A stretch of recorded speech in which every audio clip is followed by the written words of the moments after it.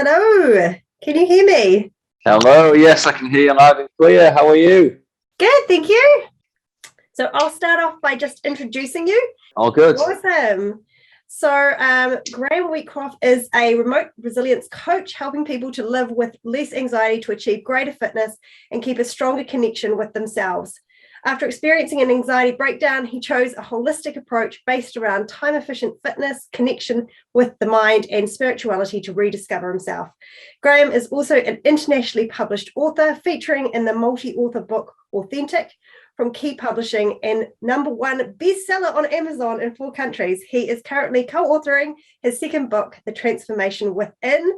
And I'd like to add to that Graham is also my personal trainer. So it's so exciting to have him on to talk about anxiety and exercise and that connection. And welcome, Graham. Thank you for coming and joining me. Well, hello. Yeah, I'm so glad to be here. I've been really looking forward to this and to share up any thoughts and knowledge with everyone listening today or watching. So yeah, this is awesome. This is really cool. So just some background on this side of things. So Graham and I met a while back, and we've been kind of connecting, and we were thinking about collaborating because working in the anxiety space from sort of therapy side and then from the exercise side. But then I had this moment where I was like, oh, I'd really like to work with Graham first before we grab him on the podcast so that I know that what he does and how and whether I am keen to kind of get behind that. And so for the last 6 weeks, Graham and I have been working and he's been my personal trainer. We're doing half an hour a week and it's been amazing. I've got 2 big wins that I want to share with everyone. I have managed to fit into I have managed to fit into my pre-pregnancy jeans, which I'm so excited about. It's been like 4 or 5 months, and I was just about to give in and go and buy some new clothes, and I'm just so excited to be back. Not that that's everything, but when you are a mum and you've been in track pants and pajamas for like 4 months, it's about time to get back into that. And the other side of things is I was having real sore shoulders and stuff and struggling to carry the boys around. So it's been really awesome to be able to do that without discomfort. Now I'm able to carry my baby in a sling without getting pain. Yay! And so and it's amazing how those things can impact on our health and how we feel and our anxiety. And I have been feeling a bit down and just getting that exercise, post-pregnancy. It's been really awesome. So thank you, Graham, for helping me. And no problems. I'm so excited to share you with our audience. So the first thing I'd really love to hear is actually really your story. So I'd love to hear how you have, especially in terms of anxiety and exercise, that connection between exercise and anxiety for you, and how that's worked together. Anxiety and that sort of Zen exercise you do, and how anxiety might have gotten in the way for you as well. So well, I was going through a difficult relationship breakup, going through divorce and all the struggles that come with that. I was things just weren't working out for me there, but I was also in a job that I wasn't enjoying. The sort of thing where you jump on a hamster wheel, you roll into work, you've got the long commute, you do your normal day-to-day work. Like for me, I was in the teaching space at the time, but also in the fitness business at the same time. And certain things just were happening, and I was just like, I'm not enjoying this. And in the back of my mind, I want to be doing something fitness and wellness related, because I was doing my Reiki and the fitness, which I'll come to explain about shortly. But yeah, I was in a really low place. I'd lost a ton of weight. My body weight had dropped to 9 stone. Do you guys work in pounds or stone? We're international, so we're all sorts of places. So, but okay, well, I'll give you an idea. I dropped down to. And this was the worst that I've been. I dropped down to 126 pounds, which was 9 stone. And now my body weight is up at, so just to give you an idea of the difference. Now I'm up at 154 pounds, give or take a bit. So that was the difference. Literally, my trousers were hanging off me. My face was drawn and gone. And it reached a point where I'd spoke to my parents. I was speaking to my mum, and they were like, "Right, I think we should look at taking you to the doctors. What's going on for you now?" And I had actually began to experience suicidal thoughts. I was like, I don't know where my life is going. I don't know what I'm doing. Everything's just feels like it's spiraling out of control. And it was the point where I was curled up on my bed. I was detached from the world. I didn't want to talk to anyone. I didn't want to move. And with everything going on in my personal life at that time, it literally destroyed me and put me in a pit. And the turning point, though, was when I went to see the doctor and said to me, right, we suggest that you take this medication, and this medication will start to get you on the road to being better. And something in my brain just like clicked and went, no, you do not need to take these little red tablets to help you move forward in your health. What you know as a person, what you know in your heart is you deeply dive into meditation. You connected with your Reiki practice. You're a spiritual being. There's your crystals that you use. There's the movement and the fitness element of it, something called Fitness 4x4. I decided to take myself back to what's called a dragon lift. And I thought I'm going to start really simple. This motion, I was doing it without weights to begin with. I just got back to doing that and allowing my body to move really simply. And these particular lifts, I was, before my anxiety hit, I was completing them in like the hundreds. You're talking like 300 or 400 reps at the time, straight off with 10 or 12 kilogram dumbbells. But all that had just gone. And I'd literally gone back to lifting 50 reps, 100 reps if I could, using like a 5 kilogram dumbbell, and eventually I built it up and so on. And it was that over time, doing those lifts, every day doing my meditation. I dived into Isha Kriya meditation. I was naturally doing Reiki on myself. I found when I needed to sleep because my body was just drained, I was naturally doing Reiki on myself. I could feel it. And gradually over time, as I was doing that and I was getting outside, I was spending a lot of time with my son. So there was a lot of that father-son connection going on. And all these things culminated together. And I could tell I was improving. I started to see opportunities happening. I did actually get the opportunity to begin the whole health and wellness fitness business running. Yes. And it was at that point I was like, yes, I've got an opportunity. Someone wants me to step into this venue and be their person to guide people. And it went from there. And again, time's passed now. We've had COVID, and lots of people, as you know, when COVID hit, it was like, right, gyms and various fitness places, all closing down, health and beauty. So I'm just going to put my phone on Do Not Disturb before I dive in here, because I do not want anyone to interrupt where we are at. There we are at. No, totally. That's something as well. When I'll just say very briefly, because it's triggered a thought. When I do my training sessions with people, I put my phone on Do Not Disturb, because whoever I'm working with, I like to be able to focus on them. But so I began to move things forward. COVID had kicked in, and whilst lots of places had closed down, I'd moved my business remotely about 3 months before COVID kicked in. So I was able to keep going, building my relationships with people, meeting people like Becky as more recently, and just keeping things going. But with that, keeping on top of my own health. So it's like there's an awareness that there was this struggle that was out there with COVID, but I was able to keep going from home, keep helping people. And now, long story short, I'm getting back to the best shape of my life, because I did get hit with COVID myself. So I'm building back in my lifts. Great family situation at the moment. I've got a baby on the way in December, which is absolutely epic.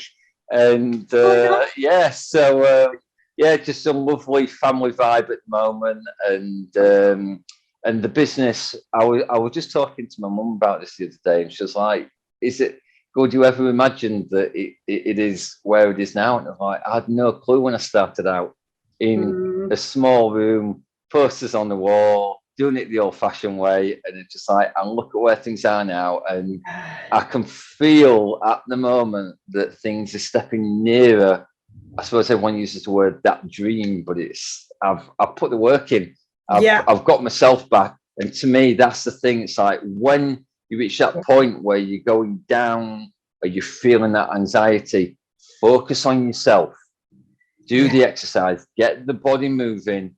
That'll help the mind as well. Like I'm outside every morning, swinging my arms about at the moment, connecting with the grass and doing this thing called Zen swinging, and just all these things, and connecting back with nature. And you get the body moving, it gets the mind going. It doesn't have to be complicated.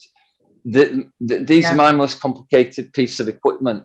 Any dumbbell of any weight, and that's all that you have to get yourself going. And just that, I suppose it's that willingness to show up to do well, looking after yourself, self-care. A lot of people refer to what I do with them as self-care, and they don't always look at it as exercise as such. It's like I'm turning up for me.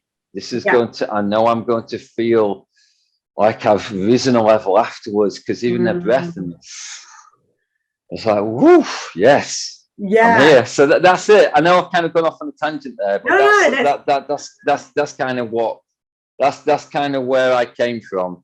And from some people, a lot of people not believing I could do it, to where I am now.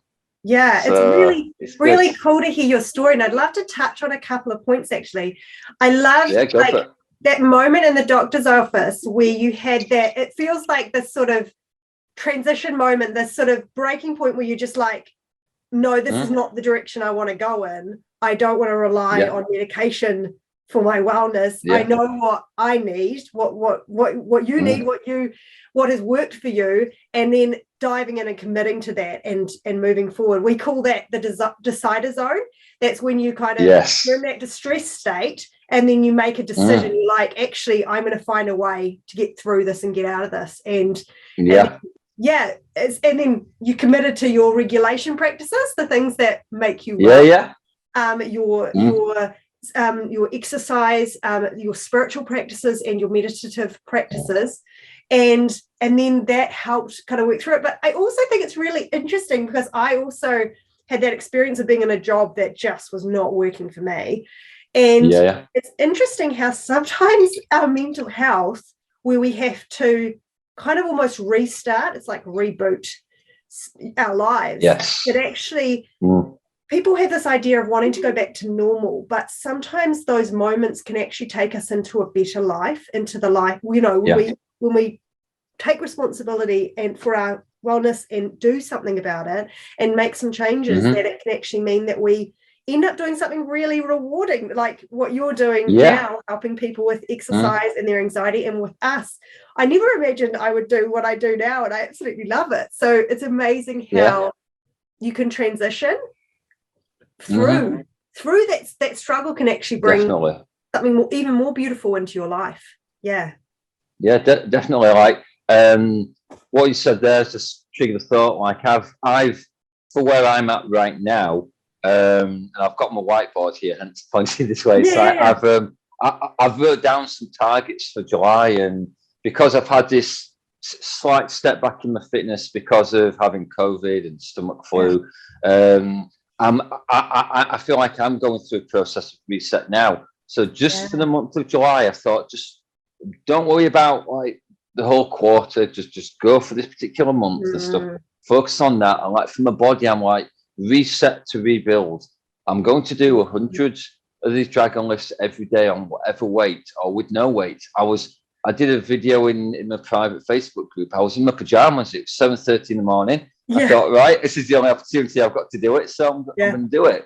But it's like resetting my body to rebuild, but also doing things for my mind Skateboarding's a recent hobby I've taken up again. Yes. I've been out with the family today. I did have one fall, but I find it when I'm out, when I'm with the kids or when I'm by myself, there's something very calming about it. And even my wife said, you come back from when you've been down the park and you're just more zen, been outside, but it's just like introducing as well for me.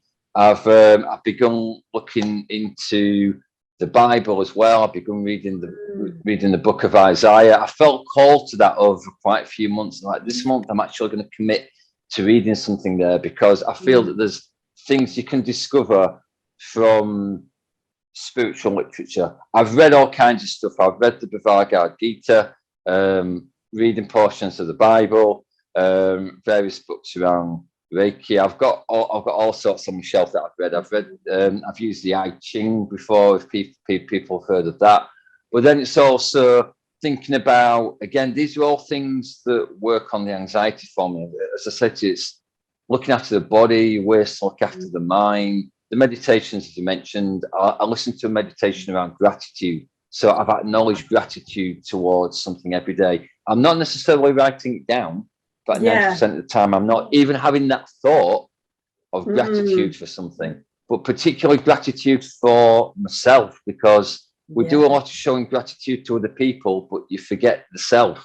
One thing that's beautiful in this meditation that I like is the guy says it starts like, just place both hands on your heart.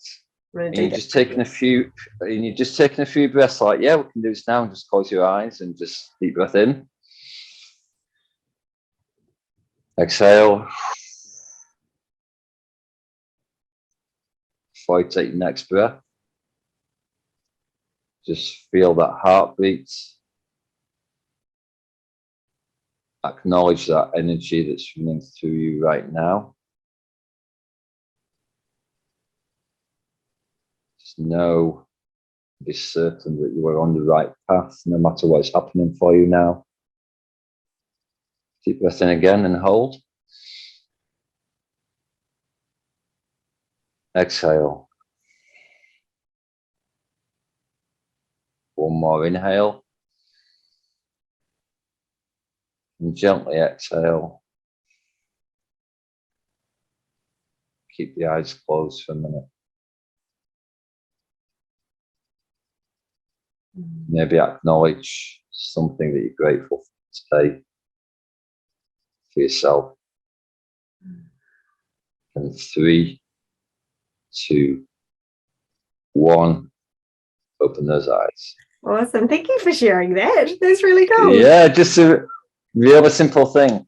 But it's just it's making sure there's simple actions like that. And it's just something I say to like my friends and my clients as well. Just like, because this is when I think back to my own journey, allowing yourself as little as 2 or 3 minutes every day to give time for yourself.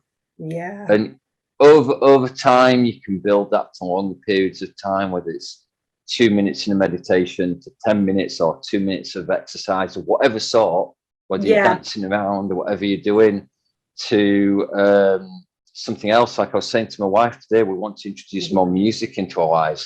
I was listening to some really cool house music in the car, and I was like, oh, I just want to move. It's just like, I know it just makes me feel good. It's just different things for different people. And I just thought this week I'm going to set aside half an hour. I'm going to put tunes on in here, and I'm going to have a boogie, and I'm not care what anyone else thinks, because I feel good.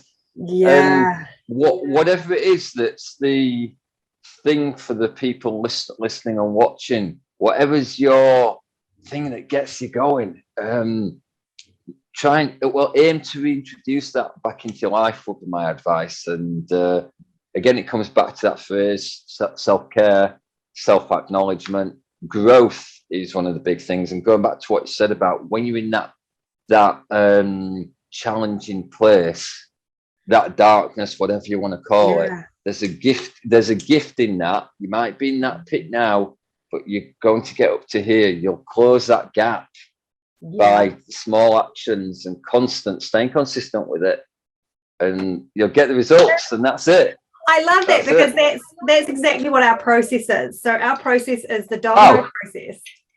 So the domino process is all about having little steps, but have you ever seen those dominoes where you start with a small domino and then they just incrementally increase in size? No, I've not seen those. No. After 10 dominoes, you're knocking over a domino the size of a person. And I think it's 31 dominoes. It's the size of Mount Everest. Wow. That's amazing. And it's that thing, if you do they're consistent, starting with something very small, and then just bigger. a little step up each time. And that's where it's awesome to have actually support, because when you can do support with somebody, like working with you has been really great for the exercise side of things, because they know what is the next, what can be the next step, the next grade.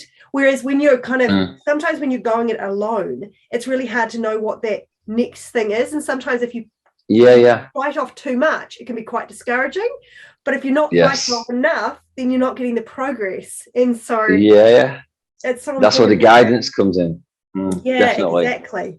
I really because that's I'm really glad you said that. Well, it's like, I suppose the thing I could think to relate to in the there's one element of the training that I do, and it's a mixture of, think of the breathing of yoga, the core work that you might get in a Pilates session, the energy of a fitness class with weights resistance, all thrown into one. But people think, oh yeah, I'm just going to start on the guy said start on this really light 1 kilogram 2 pound weight.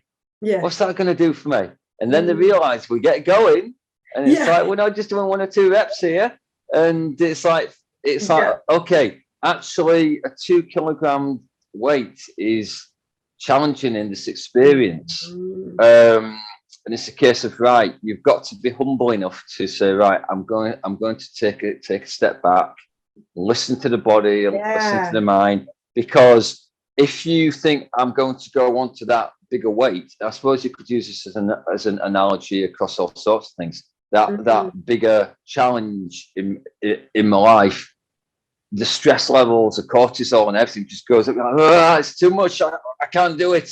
And then that's when things kick in. And that's something, again, as the thoughts come back, I remember when I was finding out about anxiety and stuff, and I was told that your cortisol levels kind of like spike, and that makes your body go into whatever reaction it has. So that's where, such as working with yourself, working with me, actually gives you a chance for that body to just go, right, okay, I'm going to channel that energy somewhere else. I'm going to channel it into a bit of this. I'm going to do everything's going where it needs to go. And rather than it building up, you've got that energy, that tension, and then you gain clarity at the end of it. So I've gone through those steady dominoes, and it's working for me. I've not gone from like A to Z straight away. It's just like nice and steady, and as you see the results, as you take something steady, it's brilliant. Exactly. So, and when we started out, I was like, okay, I want to work with Graham. I can only do half an hour in an evening once a week. That's all I can do. And I was like, how is this gonna change anything? I did have that thought to myself, but I'm like, well, I'd like to get to know Graham, so at least I'll do that. And I never imagined that doing that would lead to me fitting into my old jeans again, and not having the discomfort. But I think also doing that, committing to half an hour with you, and I'd love to talk in a moment about the focused attention, but committing to half an hour with you, it just, the rest of the week, on days when I wasn't seeing you, I was like, I feel like moving my body. I feel like doing something. And it's that, we call it the leading the horse to water. When you commit to a small action and you're already, set up to do that, it makes it so much easier to go do a little bit more, to kind of go a bit further. And so I'm finding myself taking the dog out more for walks and going out with the kids and running around with my son. And because I've got that little bit, and I think being kind to ourselves, what you were saying, how we can beat ourselves up about exercise and be really hard on ourselves of, oh, I didn't do anything, or I haven't. And then we try to do like an hour and it's like, oh, I couldn't even survive that type of thing. I'm so unfit, and all these things we say to ourselves. And it can, being kind to ourselves about exercise, letting ourselves do a little bit and then kind of celebrating that small commitment, how that can build. I love how you're talking about how we treat ourselves. And I think this is one of the things I've struggled with exercise myself, is being like the drill sergeant to myself about exercise and beating myself up whenever I do or don't do exercise. And then it being this really negative experience and energy that I just want to avoid. It's because of the culture that's been brought up out there, and it's like I absolutely despise the phrase "no pain, no gain." I'm like, don't ever say that to me. And it's like, why, when I see, like, okay, some people, it works for them when they have someone going, do this, do that, and I'm like, whoa, that's quite intimidating. And from another point of view, this is why I intentionally choose not to write programs for people. I'll say to them before a session or a couple of days before, I'll be like, how are you feeling? I'll communicate with them in the week. What's going on for you this week? Or tell me how you are before the session. Where's your energy at?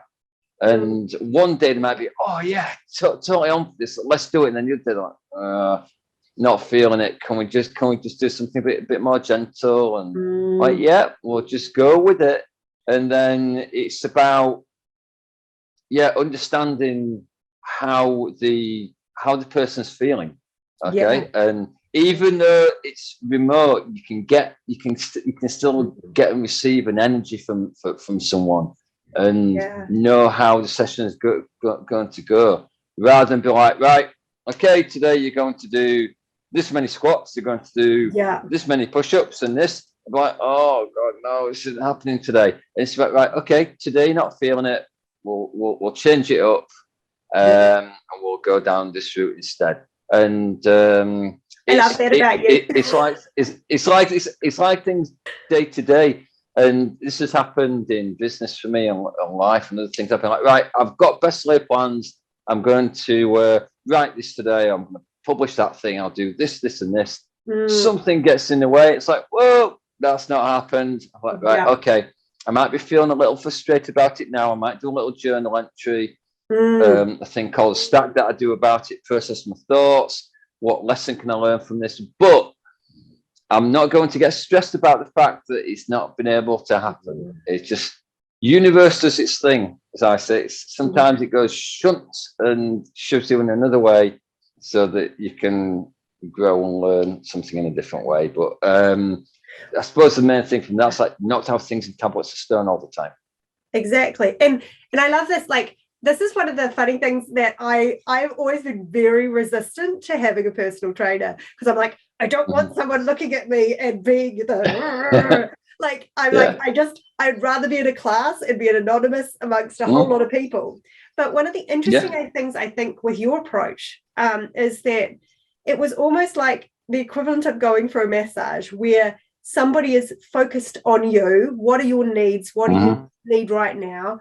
And it was actually like, I think, especially going back to what you said about that focused attention when you don't have your phone on, it's like, it's really nice, especially as a mum who's looking after my kids and looking after everyone else and feeling like no one's really paying full attention to me. Yeah. It's really nice to actually take half an hour out and have that full attention, and also be able to let go of like, what do I do next?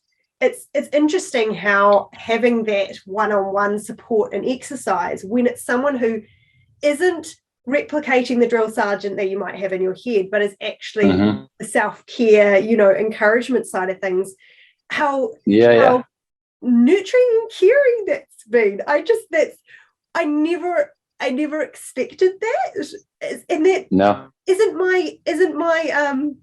my picture of a personal trainer. Is this something that you like?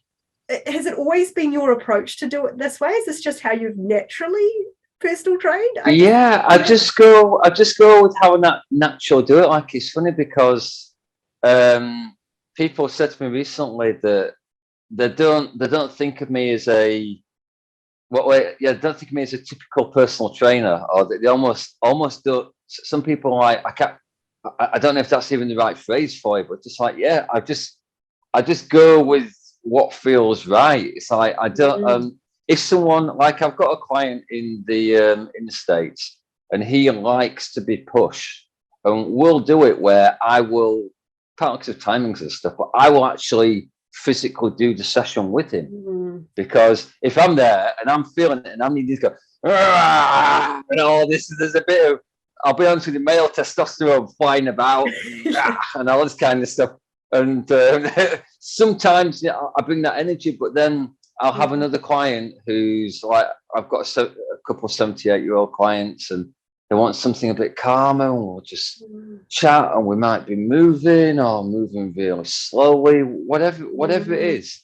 So just like within a few minutes can go from everything's powering to just just everything's steady. But yeah, it's something I've just naturally developed it. It's I don't see it as anything particularly. Yeah, I don't see it as anything particularly unusual, because when it comes down to it, it's just me being me. But I do know it's different from the, I suppose, stereotypical personal trainer view. And but because of my spiritual background, again, I was brought up Roman Catholic as a kid, and then I gained I was attuned to Reiki when I was about I was in my early 20s, and I'd always been interested in spiritual stuff and crystals, and I still am to this day, and it's just something that's been there. And I thought, I want to bring that to the people that I work with and that I'm helping. And it seems to be that seems to be the type of person that seems to be attracted to working with me, and they've all got some spiritual element to them. Like, not all of them, but there's something. And if I say to them, right, we're just going to, I'm getting a certain energy from you today, or you felt stressed, let's just ditch the dumbbells down for a minute. Last 10 minutes, I want you to lie down.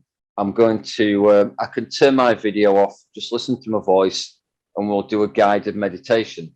So on my stretch sessions, I always do a 10 to 15 minute guided meditation at the end.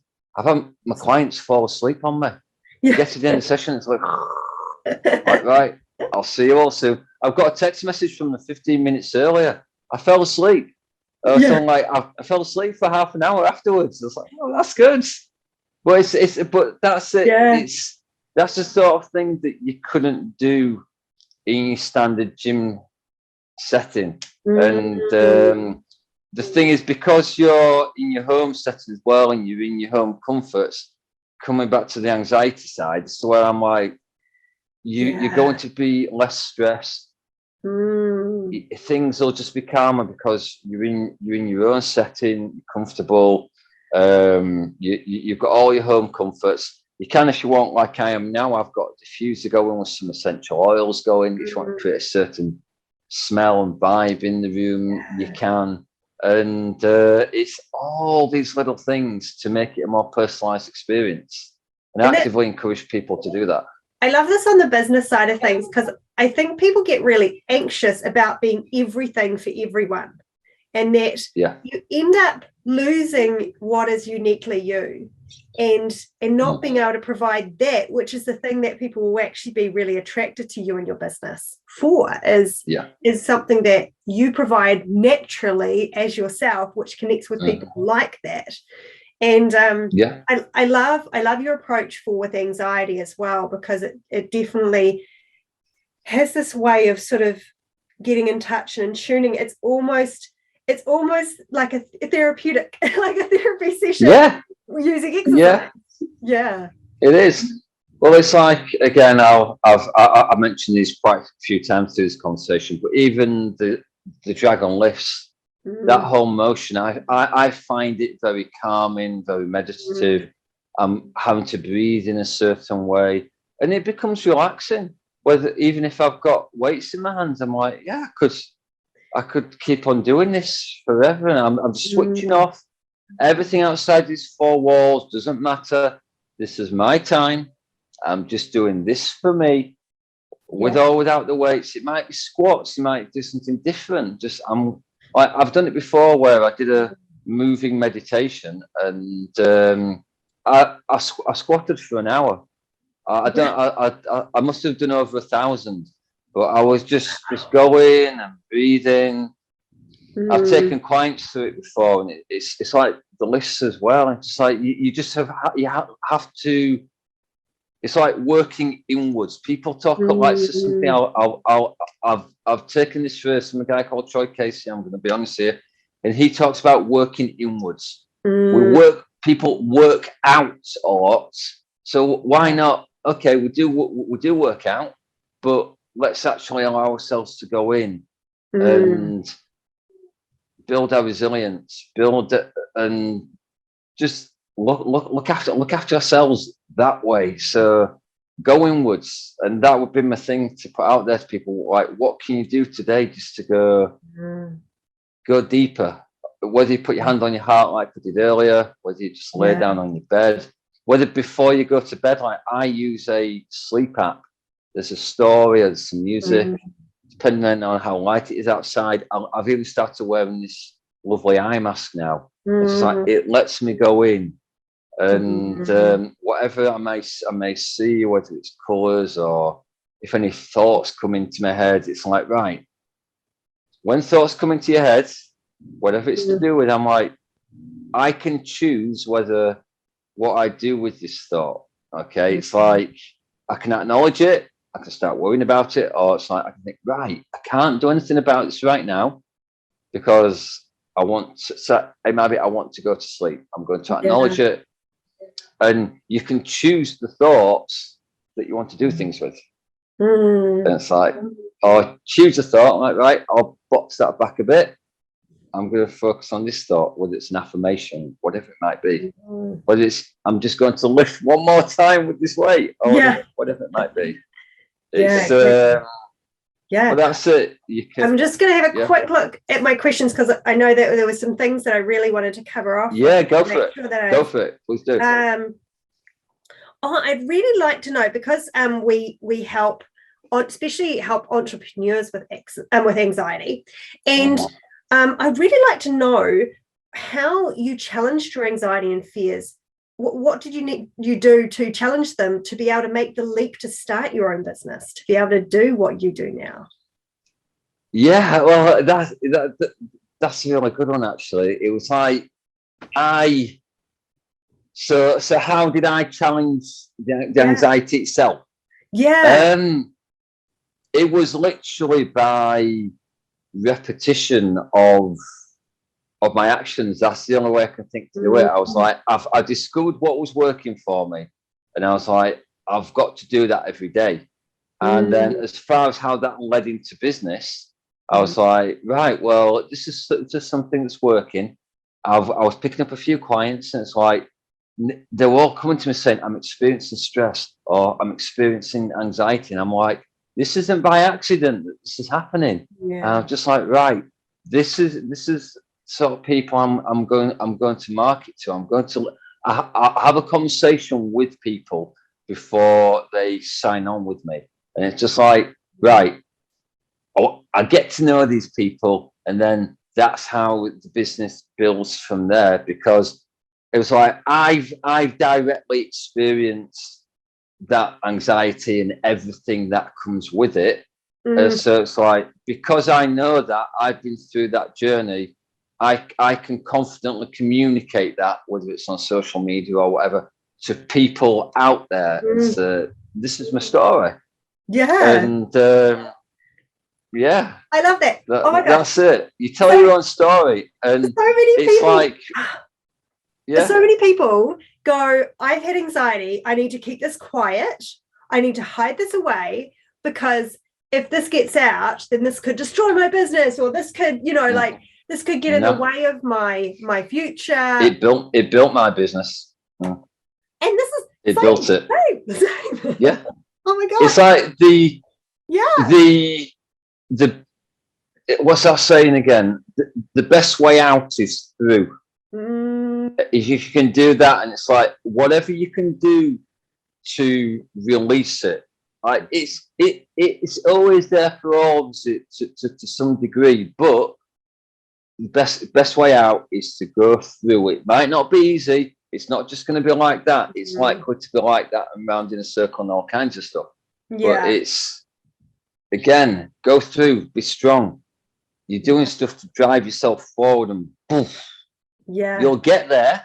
And that's it. It was like as soon as I recognized that I could release that, and it gave me that power within, I was like, yeah, this is in a strange way a gift I've been given. The whole situation and how I felt, it's like, this is, I've got this, so I'm going to use it. And I thought there's people like yourself that recommend people talking to, and just get through it. Keep going. And I love that. It's like, rather than throwing aside this journey or shelving it, going, oh, I'm glad I got through that, actually allowing however that might manifest, that to even be a part of your business. And I like to say, a third of people, 1 in 3 people they've studied, will at some point in their life have a diagnosable anxiety condition. This is something that you could go to a therapist and be diagnosed as having an anxiety disorder. That sort of level anxiety, not just everyday anxiety stress. A third of people. So if as businesses we are in tune and receptive and a good space for that in whatever we're doing, then that's actually going to resonate with probably at least a third of the population. And I think about 75% of people talk about experiencing anxiety and stress in their lives. Yes. And having issues with that. So it's I love that. Is that like, how do you get past the fear and anxiety of being in business and that sort of thing? It's like, oh, well, actually allow that journey to be a part of the business journey. Allow that to be a part of it. Yeah, very much. Yeah. It's like I've got a routine that I do every day, where I do something. I move my body every day. I'm at a point where I'm doing between 10 and 30 minutes meditation every day. I'll give a message of gratitude, or simply saying thank you to somebody for doing this. It might be my kids, it might be someone close to me. And then I'll learn something daily, business related. Or I've done a journal entry all about, there might have been some trigger, it might have been a business trigger. There might have been something that caused worry in me. And I thought, oh gosh, I'm not liking this. But I'm like, right, I can learn something from this. This thing, this trouble, or this thing, I can learn from it. And then I've done something for my body, I've done something for my mind, I've done something expressing gratitude and thanks. And then I've learned something. It's like every day. And it's like, they're the things. So it's like, if I've done something, just hypothetically here, someone might experience a certain degree of anxiety, and like, right, I've not been outside in a week. So do you know what I'm going to do? Today, I'm literally going to go into my back garden, or I'm going to sit on the step, and I'm just going to sit here for as long as I feel like. It might be 2 minutes, it might be 10. I'm just going to look around. And then if I feel like it, I might walk to the bottom of the street. But if not, that's cool. I can actually put my hand up and go, I've been outside today. I've started. And it was lovely. Sun shining on my face. And like morning sun, that's something I'd say if anyone does anything like that. If you can get out when it's sunrise, or even if it's just after, and that morning sun's there, and smelling the air in the morning, it's amazing. But that's an example, just something really simple. Yeah. You might walk. You don't have to do anything fancy.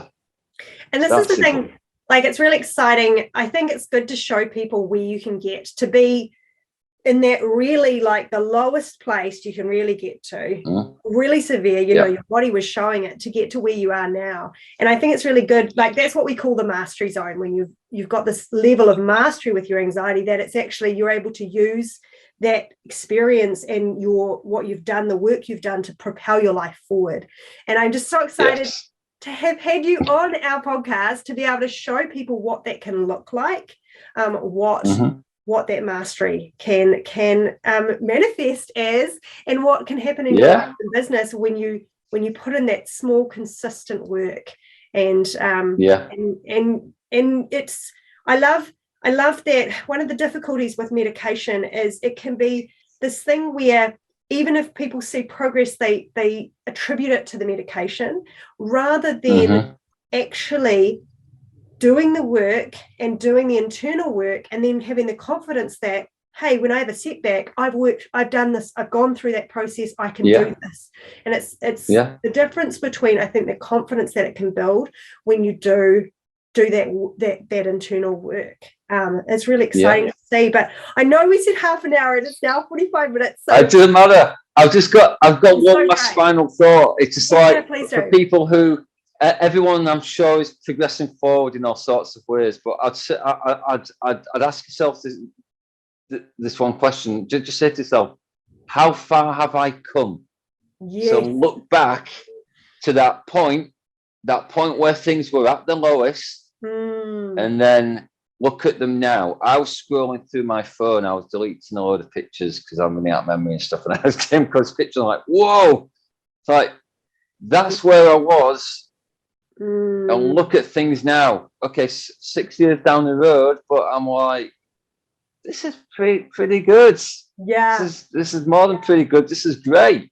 Yeah, and it's just like, look how far you've come, and it's something a penny will drop in, a ding, like, wow, I've actually achieved a hell of a lot.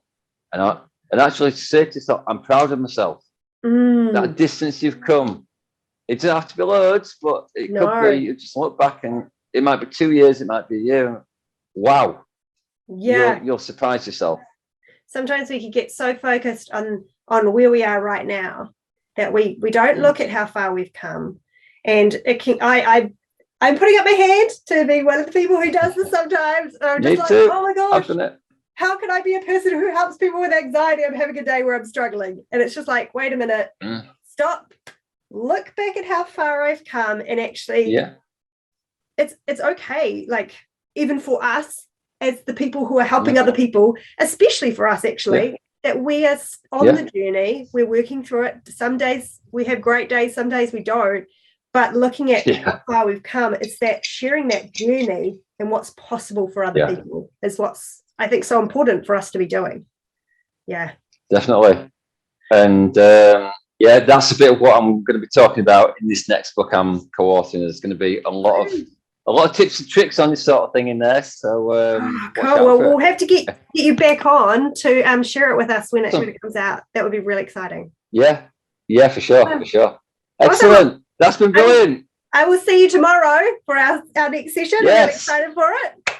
And thank you so much for being on our podcast and our YouTube channel. And if you aren't already subscribed to our YouTube channel or our podcast, please do. That way you can get more access to all these amazing anxiety-related content about how you can really make that change in your life. And thank you for coming and joining us, Graham.